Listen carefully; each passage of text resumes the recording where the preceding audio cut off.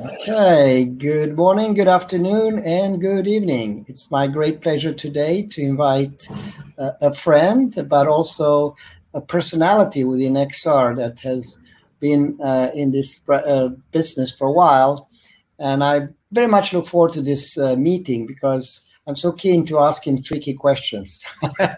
And I know that he was going to ask me a few. So this is not going to be our normal webinar, but welcome. First, let me introduce him. We have a good friend from Sweden, I should say. Rikard Steiber is his name, and he has a long career in IT, both in Sweden and in Silicon Valley.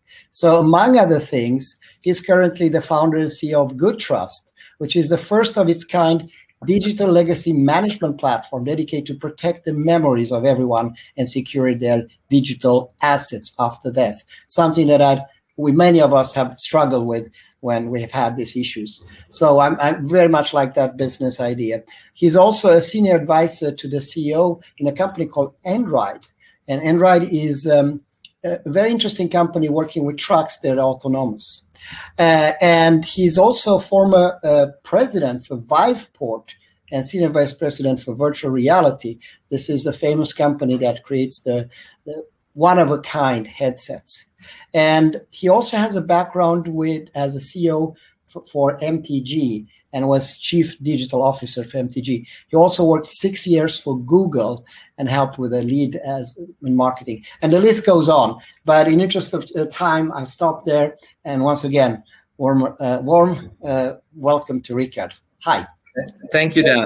Great to be here. It's going to be an exciting conversation. Yeah, I think it's interesting. I spent so many years in the VR AR space, both with HTC and Viveport, but also investing in a lot of VR and AR startups. And now I still have some skin in the game with, of course, Eon Reality, but also Health Scholars, and I have investments in Live, for example, that does this mixed reality streaming software for gamers. So it's an exciting space, and it's finally taking off. So good job to you and the Eon team. I would say that's finally taking off, yes. It's been an interesting journey for me and you in this market. There has been ups and downs and many false starts. If I take my Swedish darker hat, I would say the road is littered with cadavers. And I know how you feel about that, but I've been in the simulation business for 36 years and virtual reality for 22. And I must say that there's been at least 6 or 7 times along this road where we had a purge effect. And I don't know how many of those you caught. There was one in 99 after 2001 when .com death came. We had one in 2007 around all this type of not half-life, what is it called? Second Life. Second Life was around that. And then we have the TVs, the 3D TVs, if you remember, that would revolutionize everything in 3D, which also fell flat, and many more numerous. Latest one was 2017, if you recall, when a lot of VR companies failed to deliver to the expectations. So my first question to you is, do you finally believe that the time is now, or is this also a false start? No. The time is definitely now, and I think I strongly believe that AR and VR will kind of change the way we live our lives, the way we learn, and the way we work, and connect with each other. And I do think that with the COVID also, where we can't really get together, I do think that this platform has proven to be very useful for us to connect both for education, for entertainment, but also for new types of meetings and community. So sort of being social, essentially, in a much more immersive way. No, you're right. And obviously I share that. And in our case, as you know, we had an 890% increase in usage and 350% in content creation. Having said that, I do think there are a few obstacles remaining. But luckily, I mean, if we go 3 years back, it was all about it's too expensive, we cannot afford it, there's no content, it's too difficult to use. So those are kind of the roadblocks, which as you know, Eon has been working very hard to overcome. And today I have a little surprise for you to show. Actually, I'm going to do a demo, live demo in this room. So, and we're going to scan it and have fun. So this is how confident I am that we can do it like 1, 2, 3. Anyway, so that's still, there is a perception issue. And as late as, was it 2 months ago, you invited a Harvard professor and we interviewed him, totally cold, not prepared, and asked, what he thought. Is this ready for prime time? And he was very skeptical, remember? Share a little bit about that discussion and what you think. And by the way, the perception, what I'm trying to get to, the problem being, is that the awareness and understanding and belief that this has come is still not yet widely spread. That's my thought. Your thoughts? No, I think, in order for any technology to be successful, you need to solve the chicken and the egg. So you need to have great developers creating great software, great experiences, but they would only do that if there is, headsets to develop for, and if there are consumers or businesses using these headsets. So there's a reasonable market and some sort of return on investments for their effort. And I do think that when we launched VIVE in 2016 and Oculus launched their version as well, I think what we both did really well was that we seeded the market with these dev kits, and we had all these enthusiastic developers who started creating things.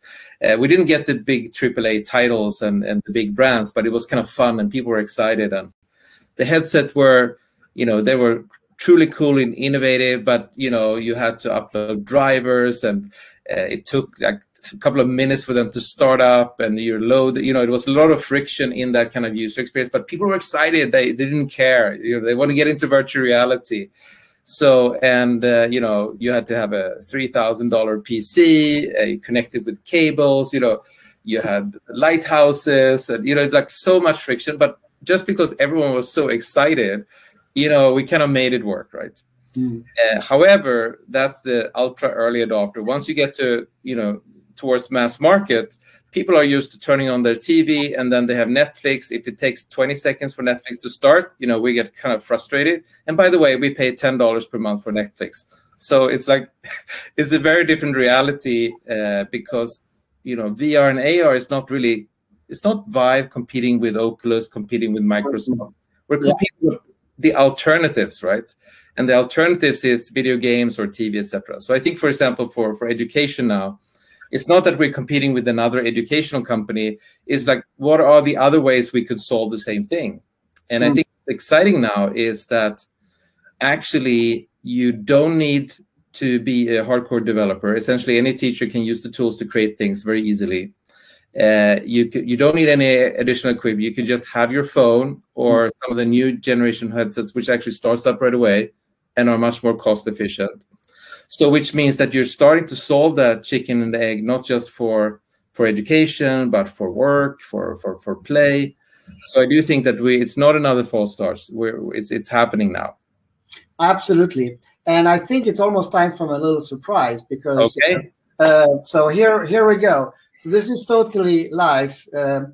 And just to prove it, so this is an atelier, and this is where I'm creating my paintings. So this is I paint normally. That's one, and you can see there's different things here, including engine, the little DC motors for drilling, and stuff like that. And then so I'm on the top floor. My house is, and it happens to be a garage here, and you can see that there's a boiler there.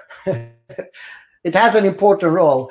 And there you can see that there's where my security and stuff and internet connections and stuff is. So I spent about 20, 30 minutes before this session. And actually it was earlier this week. And I did a few things. So I took my phone. I turn it on. So the first thing, it's 3 steps I'm going to show. Scan, take pictures, and walk and talk. Everybody can do that. You don't have to type, right? Scan. Okay, so let's prove it. And then I'll show you the outcome. So here I have,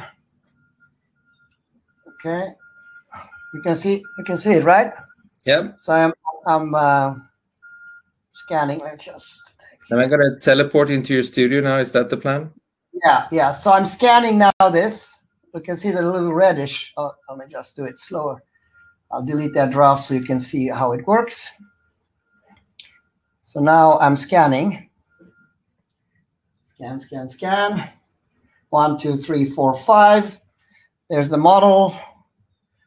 Obviously, it's like painting scanning. So you ideally have to walk and cover all the things. Now, once I scanned, I go to my next thing, which is take pictures.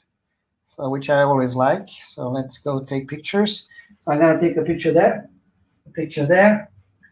All the objects that I want to have, and this basket that we'll see there, okay? And now I've done that. So now we're going to walk and talk. Okay, so we're going to test you harder. There is a little fluffy thing on the lower floor there behind you. What is that? Okay. On the left-hand side. Left-hand side, fluffy thing. Oh, that one. Oh, yeah, I want to picture. We'll have it. So I'll bring the fluffy thing here. So the fluffy thing is from Peru. I actually got a llama. Okay. It's a llama, made of llama. It's kind of cruel, but yes. You have to kill one to get one. Anyway, but so now we do these three things. So I will share my screen for a second and actually show you what I did with these three things. Okay. So let me just, it's going to be a little ghost effect for like 30 seconds. There you go. You see my screen, right? Yep. And I'm going to share a version here of something. So the normal way would have been to present, let's say, the traditional American way, and the sexy video, right? Like this.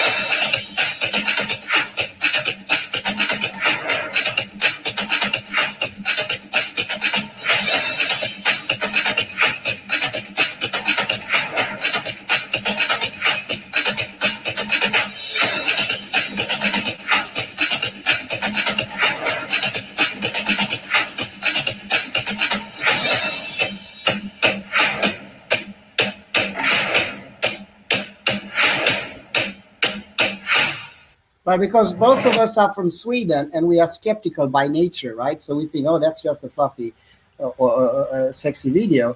Today we're gonna go one step deeper, and I'm actually gonna take you to this room. So if you remember, I thought we Swedes were like naive and gullible. No. Yeah. You know, we are skeptical, especially against the traditional Hollywood or this type of presentations. We like hardship and problems, right? You know that, at least with the West Coast. I'm just kidding. Okay. Now, okay. So what I did, let's look at this room. So let's see what I did with a scan. Lacquered food container with handle, made of woven bamboo thread and coated with red, black, and green lacquer. 10世紀デザインのビルマ漆塗り食品容器。ハンドル付きのビルマ漆塗りの食品。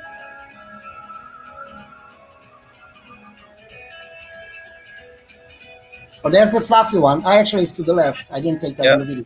That's my boiler. Yeah. Did a digital twin of it, and actually have all the installation instructions. We'll see in a second. And then finally, I have the computer room there. I'll put it back just a second. I'll fast forward here. Okay, there you go. That's my little. And then, so if you walk in, you think it's the real one, but it's actually not. It's the digital one. Okay, so what I did with this then, of course, you understand where we're going. We take the digital world and we inject the digital world in the physical world, not the other way around. And I intentionally take them a little bit off face so you can see that it's not. And then I scanned all the objects, of course, and you can. And then you remember Monty Python? To the first, probably the hand of God. Yeah. Yes. So we have the little hand of God first at scale 1 to 10, and then actually in my room. Was going to be here. There's another mechanical devices. See a crocodile, handmade crocodiles that I use for the atelier. One is drilling, and the other one here that you see has to do with, it's a DC motor for polishing stuff, and reliefs are created. And then the last thing is I invited my friends from Sweden, actually. So my CTO immediately came and started checking my computer. Let's see. We set up the lesson. I called Europe. You can see that's me in the picture there. That's Jan Kellström. And he's checking the miniature tool. But if you can see the other guy, he's actually checking my computer. Luckily, I locked all the passwords so he couldn't get in. That's good. Yeah, I wouldn't trust him. Okay, and now comes the real funny part. So let's look at this, what I did with the control room. So today I'm going to scan this room. So you can see I'll start to scan up here.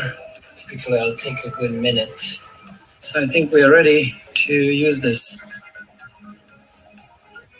So now what I'm doing, I have my scan and I start to add my information for artificial intelligence. I hold it around this environment, and then using integration with Google Lens, I can get the names. Annotation, you just put the label, you put the name, so let's say table, and then video, audio, locate, etc. Duration, I can add it very simply. That's it. HDMI extender. So now comes the fun part. So I quickly skip that because it's longer. We want to get to the question. So now I'm in reality, and I'm learning in reality. I have quizzes in reality. I mean, this is perfect because next time you have your electrician coming, you ask him to kind of make a recording so you actually understood what the MD was doing. As you can see here, exactly, that's what he did. Look, that you have to have in mind. One here, you have the blue one that goes in the second outline, and the black one. Which of the components we're going to study today, so I can follow you with the camera? I called them. Looking at the modem. We have the HDMI. So we are talking with each other. Okay, I see them now. More to the right, you have the HDMI extender set. This is so cool. I see you. I see you now. This is the blue cable here, HDMI device extender. You can see here, going into the device. So here you see. It looks correct. How does it feel to be in my room, although you are in Sweden, Linda? Yeah, I must admit this is a very unusual experience. I think we are one of the first in the world that can do this with a phone. Just a phone and our software. We're able to recreate the room, interact, look under the cables, help each other out. I bet this will be very useful. I think it feels absolutely awesome. It feels like I'm in your room, but I'm actually on the other side of the planet. This is what we call space. Okay, so of course my wife got very envious. So she has orchids. So she said, Dan, I want to do the same. So so here what she did. Later on, we're going to see the painter's palette, and to the right, something that looks very... And of course that was... Slightly on the warm side. Avoid hot or cold drafts. Ideally, keep the soil evenly moist, not wet. Hoe zorg je voor spathiphyllum plant? And then, of course, what happened after that is that we had to do a culture activity, so we went for lunch. And I like paintings and sculptures. The two police ladies there were a little bit upset what I was doing because I was disturbing the traffic. No, I'm joking. But they actually stopped me, wonder what I was doing, and I showed them, and they got 2 more customers there. Safety and justice. So what did you tell them, that you're preparing a spatial AR meeting, and then they look at, okay. No, I said it's an interpretation because it was really for art. So, and I was doing a roulette table. You'll see that in a second. So you can actually turn it around, and you can get fertility, wealth, or happiness. You can see if you're lucky what you get. so if someone's seeing this, then the videos they're a little bit choppy, but I think the groundbreaking thing is that you're taking technology already here, so you're essentially overlaying the scan with the real reality. You can annotate it. You can invite other people from other places to kind of share your reality.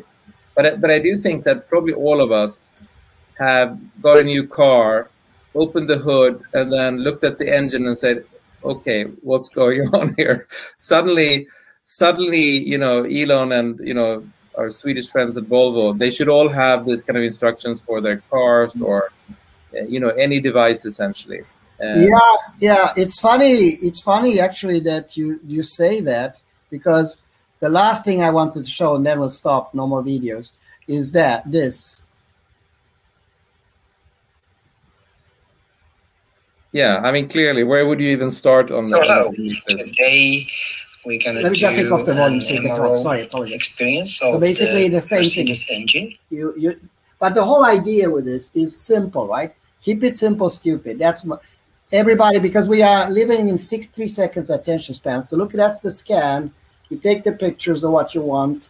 You feed that to AIs to generate the images, the text. You feed that to Google Translate integrated, so you get all the 108 languages. And then you can have a full experience. You can share it with anyone, anytime. And, you know, just 3 years ago, to do what you see there would have taken us days, right, to do.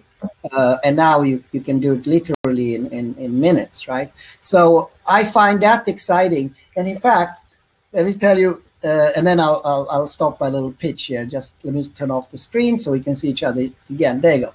So the little pitch is that E.ON has now this year present in 73 new countries. We say knowledge conquers. We illuminate the world. And there's a competition going. So by Monday, we'll have submissions from Harare, from Laos, from all corners in the world. From Rwanda. It's going to be the street market, because street market is on Friday. So imagine, and the Needle in Toronto, and Santa Monica Bay, and Chicago, we're going to do that. So those phenomenal places that we've seen in the movies are now becoming illuminated, right? And people are telling their own stories, right? I've never been to Harare. I don't know about you. Probably not going to go there anytime soon. But so I think we are moving away. If I want to take not talk about E.ON right now. Let's talk about where this is going. I think it's going towards a spatial environment. So it's much more intriguing to experience a spatial environment than 24 frames where you're enslaved to whatever the viewer wants to see. If you have my room, you can actually go and check out the fluffy thing, right? Well, I will never pay attention to the fluffy thing at all. I would not. So I think the ability to democratize this citizen science, where people can create those experiences and share them, where learning becomes, we awaken curiosity for learning again. That's where I hope this is going. And with that, I'm sorry for the long monologue, but I want your thought, because you worked for Google and we work for all these amazing companies. Where do you think is going? And when I would like to restrict the question a little bit more to education, knowledge transfer, not so much in gaming, if it's okay. Thank you. Yeah, no, I do think that one of the powerful things that Google did really well at Google Maps, for example. So if you took some of those places in India where there maybe was no maps, and then you give a tool like Google Maps and Google Earth where people can kind of help build the maps and kind of map it out, and it's just fascinating how you can leverage the power of everyone to create knowledge essentially. And I do think that what you're doing here is, you know, you can empower students or teachers or anyone to kind of help annotate the world and, you know, explain the world, and maybe also making, as you noted, this kind of personal view of the world, because the space need in Seattle is maybe different for you and for me and you know, for the kids. but you could essentially record and store that forever. And it's interesting now with Good Trust. What we're doing is that we're trying to preserve your legacy. And one of the things that, as people are dying, they want to make sure or ensure how they become remembered, and they want to tell their story. So of course today we have like an old photo album, but what you could do now is that you can record video of you, Dan, answering a lot of questions, and then you have a sort of Siri Google assistant interface. You can kind of ask you a question, and then it kind of finds the video clip where you talk about your trip to Mexico or the llama, and then you can kind of have a conversation with the AI version of Dan.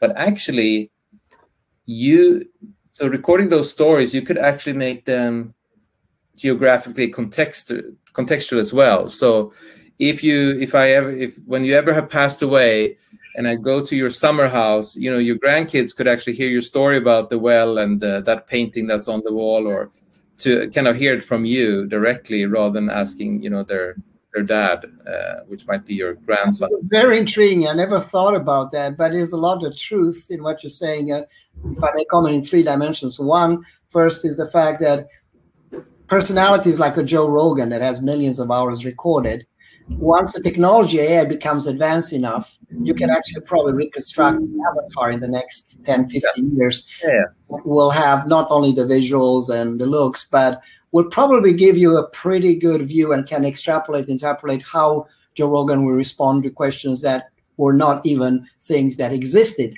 when he lived, right? So I think that's definitely coming. With respect to more near term, what you mentioned with I mean, I've been to my grandma's grave and visited, and also my father passed away. And yeah, you lay your flowers and you pay respect and you try to remember. But I must say, I don't remember so much about grandma.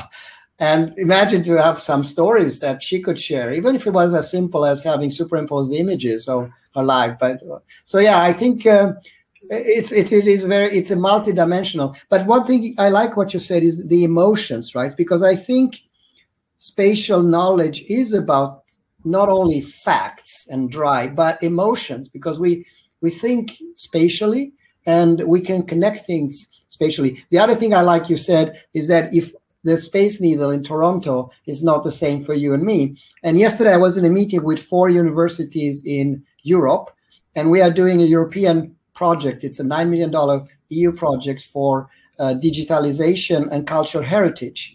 And the Slovenian university said, it was exactly your idea. He said, by seeing the same town square, but from 30, 40 different or 500 different citizens, the data can be somehow crowded, so you can get a more complete picture, or you can actually, I'm not talking just about the physical geometry now, I'm talking about all these emotions and memories that create the fuller picture. So yeah, it's amazing. I think, I mean, the interesting thing for learning then is that if I asked you what you did last Tuesday, do you remember? Yeah, more or less. Not all the details, but in broad terms. So I'm gonna poke you now. Tuesday last week, what did you do?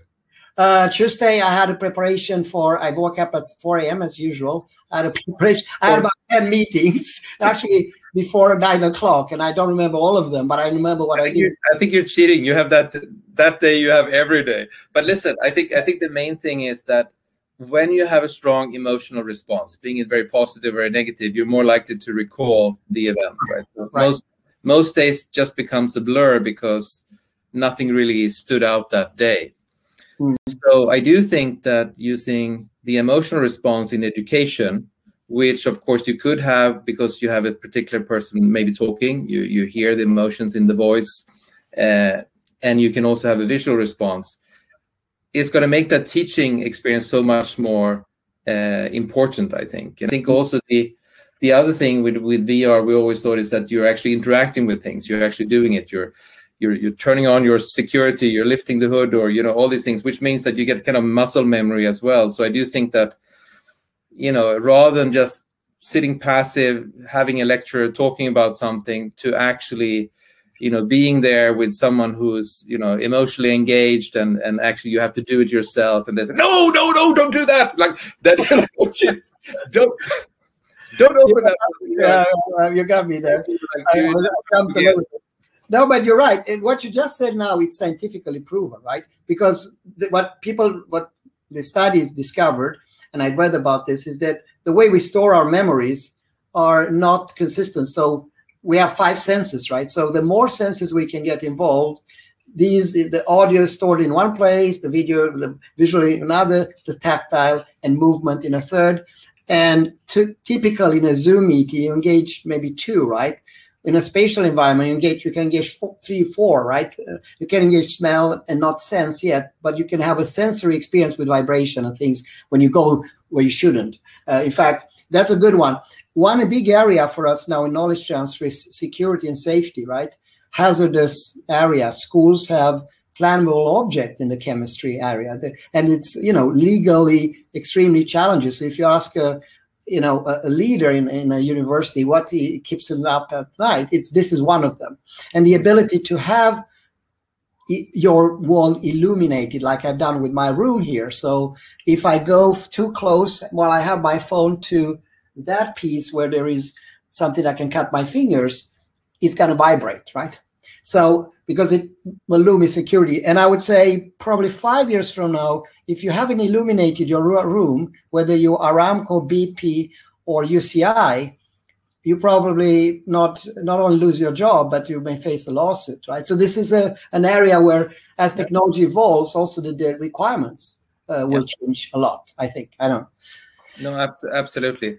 But I think, just coming back to your question, so I do think that by providing a platform, by sort of empowering educators as well as students to create these kind of learning experience, and it could be everything from that tour to the campus where the founder talks about his building, which was called the Dan building, then you can talk about your building.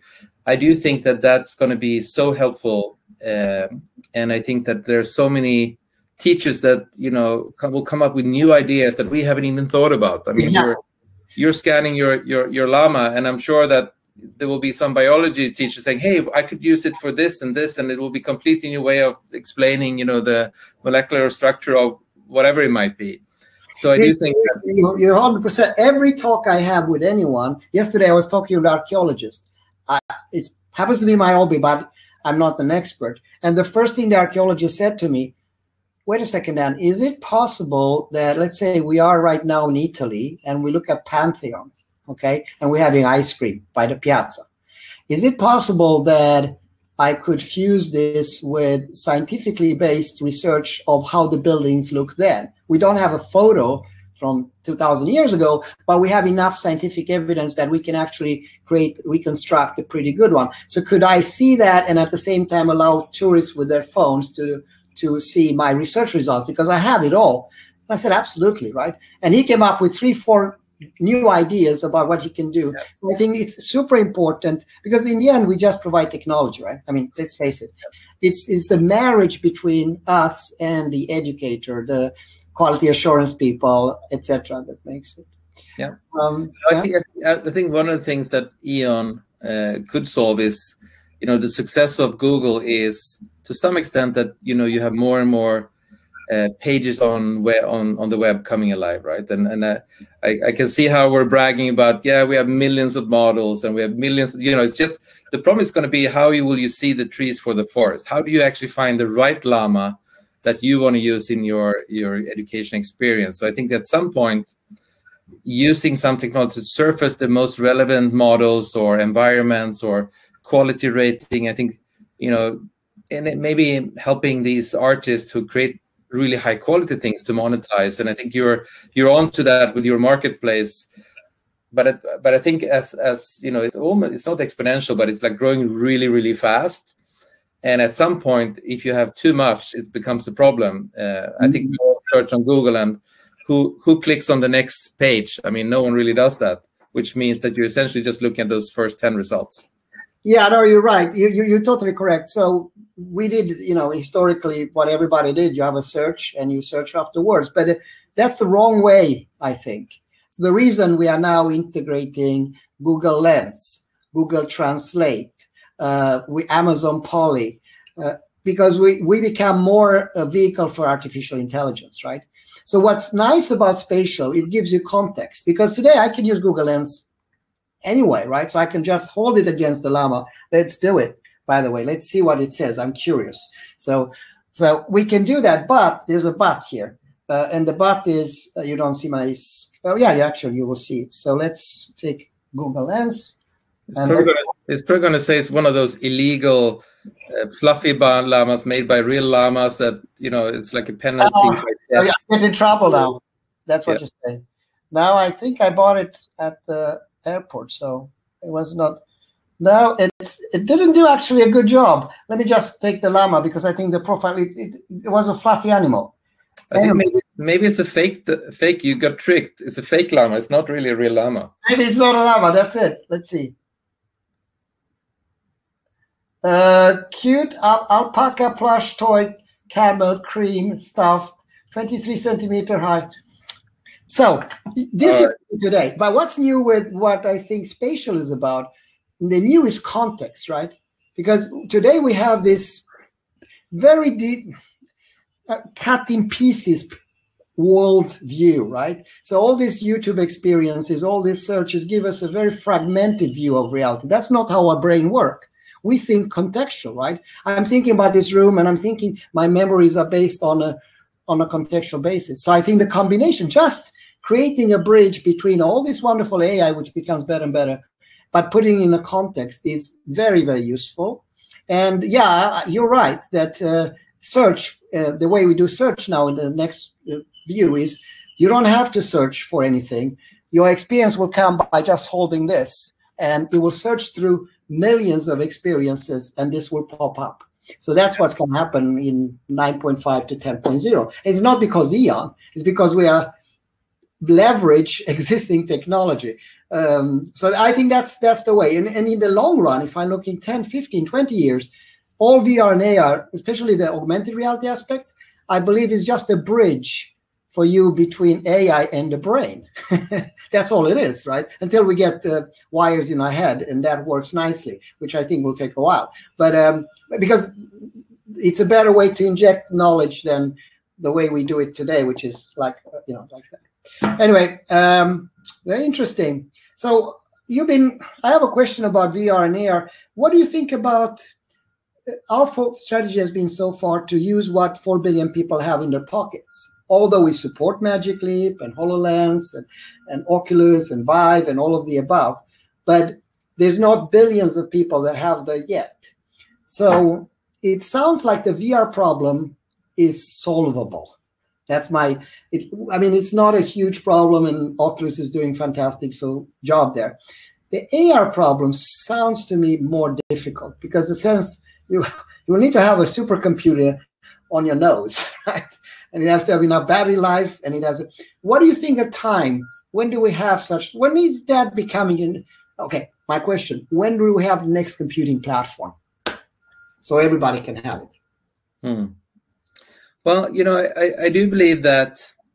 I mean, the phone has become so successful. So we spend, we probably look down on our phone, hundreds or potentially thousands of times all the time, right? And we can see how we have dinner, and then we see this couple and they're both sitting on their phones, and we think it's kind of depressing that they have a date night, but they're actually more interested in looking at their phones. And we can see how our kids kind of go into TikTok videos and Instagram flow, and they're really zoned out. So it's a little bit depressing how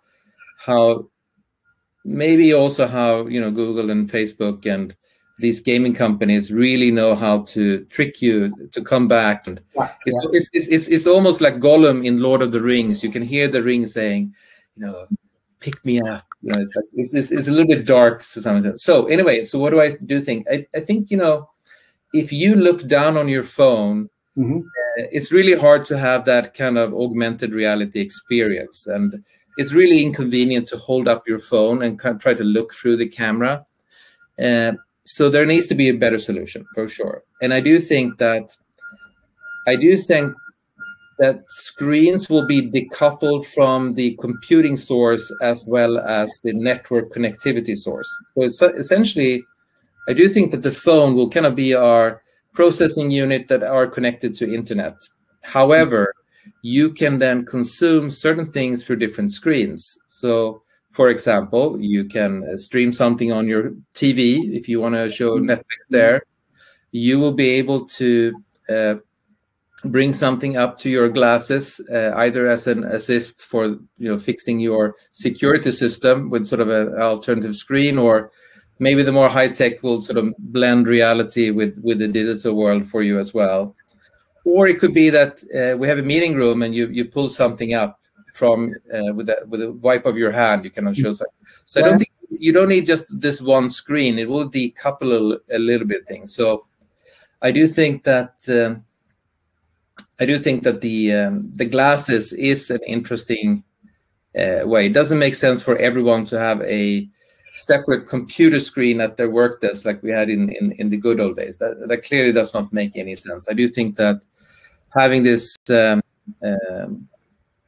sort of the promise of headsets that could be both fully immersive as well as kind of see-through, sort of blended reality, I think we're definitely going to go there.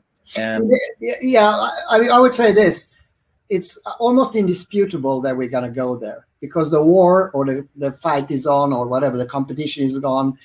Google HoloLens, they received a 21 billion orders, so that means that they have a lot of fuel there from Microsoft to pursue. Facebook's using 10,000 of their workers. A lot of the profit goes into VR and AR. And Apple doesn't say what they do, but we know that Tim Cook loves AR. So this is, in my opinion, the war, $1 trillion war for the next computing platform, and it's going to be there, I'm pretty sure. Now, there's many questions that come to mind when you start thinking about that. One of them, we complained today that, you spend 6 hours in front of your phone and you should be, use some hygiene and keep it away. But what's going to happen when we have it on our nose, not 24/7, but most likely during most of our time awake? And you can paint two scenarios. It's like Matrix. You can have the blue pill or the red pill. So the positive, okay, let's start with a negative scenario. Negative scenario is like you're going to be totally connected all the time, never going to rest. In fact, your employer will request that you have the glasses on during working hours in some areas for security and other reasons. Basically a nightmare scenario, right? The positive one is the one that I lean towards, is that it's the opposite, right? It's going to be a more humane world, a world that you are, in Sweden we call it omhuldad. What do you call it in English? What would be the right word? Cuddle. Yeah, you are protected. You are in a fluffy world because AI knows where you are, who you are, what time it is. So you can basically be like Dr. Magoo all the time, like totally absent-minded, because you are in this environment where someone looks after you. That one. And the other one is that I think the way of connecting with people, right? Nokia Connect, is that when you are not doing this anymore, you're doing that, right? And whatever you're looking at, whether it's a nature thing, a technical thing, or your loved one, you will have ways to enhance that experience, right? And I'm not going anyway with experience, but you can do that too.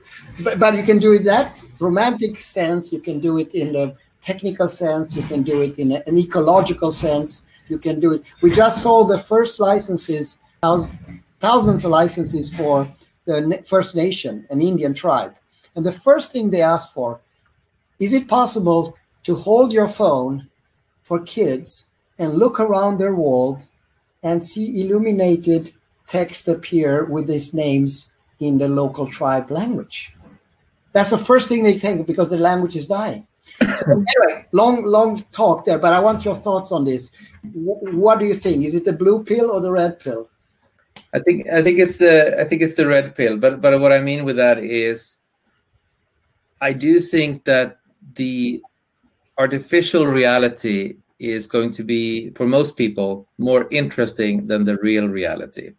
Which means that if you think that you spend time on your phone or watching movies or shooting people in Counter-Strike and in gaming, things are not going to get better. And I do think that most people will be sucked into some sort of dark cyber world where, you know, they're not really able to have real social interactions. I think it's going to be a serious problem, because you can be at top of Mount Everest, you can dance intimately with Marilyn Monroe, you could you know, shoot people, and you know, you could do anything in this world. So why wouldn't you do that? Because you can't really do it in the normal world. Normal world, you're like a Svensson, like a like John Average, and your life is really not that interesting, to be honest, and you don't think so either. So I do think that there will be definitely a very big dark side to this, and we'll have big problems in society. And then, of course, there will be the low-techers who definitely just, you know, they're not on Facebook, they don't want this tech, they'll just, you know, they'll just go try to be offline for sure. So I think it's going to be a big problem. And also, you know, there was this, I did a talk on artificial intelligence, and our friends at Google they just made an announcement here, I think it was a couple of weeks back, that basically their AI is now better than humans at creating AI chips. So they use artificial intelligence to create the new types of AI chips. Oh, so the computer can make AI chips better than humans now, which is, we kind of know where that's going to lead. So, which means that, you know, when you have AI solving the world's problem, you quickly going to realize that humans are a big root cause to all problems that we have on this planet. So the solution should be fairly obvious. You know, I must push back a little bit, if I may. Yeah, I need to do that. So I would say nothing changes humanity because of technology, right? I mean, we advanced from doing things with stone, inscribing in stone, to writing with press, to all that. But fundamentally, people have not changed, right? So I do think there will be, what drives humanity, what drives people. Yes, there is lust, easy thrills, fat, salt, and junk food, right? There's always going to be that. And there's always people that submit to that. You know, there's this Stanford, what do you call it? There's a Stanford test where they leave kids in a room and they put a donut. You know the test, right? So the test goes like this for the audience. So they say to the kid, I leave you with a donut, and if you stay and don't eat the donut until I come back, I'm going to give you 2 donuts. But they don't tell them how long. So the time is 15 minutes, okay? So after 15 minutes, they come, and some kids eat the donut, some do not. And they follow these students 20 years later. And the ones that didn't eat the donut are well-educated, slim, have a very purposeful life, enjoy their work. And the guys that submit for the donut, not all of them, but quite a few of them are not. So I do think there is that divide will always exist. But if you are the not donut eater, to have the ability to have illuminated world, just to walk in a forest and you're curious, what's that? Is that mushroom poisonous? I mean, that's what drives people to Mars, right? It's that curiosity. So that's intrinsically with us. And I would say take obesity, because it's kind of linked. It's the same thing, right? So you can eat healthy and suffer, or eat less than you should, and you live longer, you're healthier, you don't have to take medicine, everything is fine. Don't drink too much alcohol, or you can do the opposite, right? And look at US, we went for straight, we have 70% obesity, right? Or something like that, and it's growing. But will we just be fluffy, big balloons? No, there is a trend where a lot of people now, and it's almost income dependent, right? So there will be a similar divide, but I do hope that at least we are not there, right? I hope, because I don't think VR will win. VR is a short time span. What will win is the combination, right? So if you go to the romantic side, you may want to have intimate moment with a wife, but you may want to polish each other, or suddenly you got a 6-pack, who knows? Things happen. So I'm saying that I think there is a enhancement or making our daily life a little bit more glossy. So let's say I walk to work, and I work same road, it's boring. I'm someone in former Eastern Europe, and they haven't refurbished that road, but I have subscribed to different channels. So today I have Samba channel. So I have Samba girls going with me, people engaging, even the boring, I don't like the nose of that guy, so it's fixed. I never have to worry about that again. So I do think there is a way to not just go inside yourself, but because in the end we are social animals. We like to look at each other, sniff, and check each other out. So I'm not sure that definitely is going to be a problem. But I don't see that just dark abyss, that this is the end of humanity. I see the opposite. This is the illumination time. We enrich our worlds. You can have a chat with your toaster. It's going to happen. I think we're probably describing the exact same reality. The difference is that you're in the happy place, which means that you think it all great, but someone looking at you from the outside, they can see you're going down the street dancing with your samba girls. They don't see the samba girls. They just look at the loony Dan was like dancing to work. But I think that's momentarily. It's the same way in the beginning where people had these little things and they had long hair and they start talking and you start to go around it like 10 meters because you think this guy's schizophrenic, has 10 personality talking with himself. So yes, there will be, all these issues will be there, right? But, and of course remember the moving pictures? The moving pictures, when they came and you put a quarter in, none of us lived there, but the first thing was porn, right? That's what they wanted, and people throwing pies at each other. So the sex, violence, and brutal things always start. That's where it will start, and that's where internet started. It's still internet. That side is still big, but look at how much internet is used for today, for science, for advancement, for publishing paper, for sharing things. I mean, it's amazing. So I am very optimistic about. So I think I mean the trick here, I do believe, is that if you are a dean of a university or you're the CEO for a company, of course you understand that artificial intelligence is going to be very important and impactful and change a lot of things, and that robots can automate and decisions can be made by predictive machine learning algorithms, etc. But as the CEO, do you actually know how to implement it to make changes in your own company? As a dean, do you really know how that AI is going to change the way you educate people? The same thing is for AR and VR. People kind of start now to understand what the technology is, and the quicker we can get, like your geologist friend, to understand what the technology can do, and then they can mix that with the sort of the craftsmen that they know, so we can create these new solutions that are positive contribution to our world, the better. Clearly, the gaming and the porn industry and the weapons industry and the dark side will adopt this for, that's why the HoloLens get, things from the military. That's kind of the first thing. And then there are probably a couple of other industries that are blooming. However, what you're doing with the educational industries will have, a positive long-term impact because it's our kids. It's the next generation of humans that are going to be much more knowledgeable. So it's much more valuable in our sense of the word. Yeah. So the question is, how can you create the platforms and the tools to not just get that into the hands of the educators, but your Mercedes and Thank you for that question, because I mean that's the reason I wake up at 4 a.m. right? And I have some good news, by the way, because you're also a shareholder in E.ON, an advisor. So we passed last week 933,000 licenses sold, E.ON XR, and many of them, when they get a discount, they sign under contract that they will develop at least 50 experiences per year, minimum. So then multiply that with 50 experiences, you get a lot. And we get so much feedback from them. And we happen to appeal to the people that are on the good side, that are curious, that are eager to share.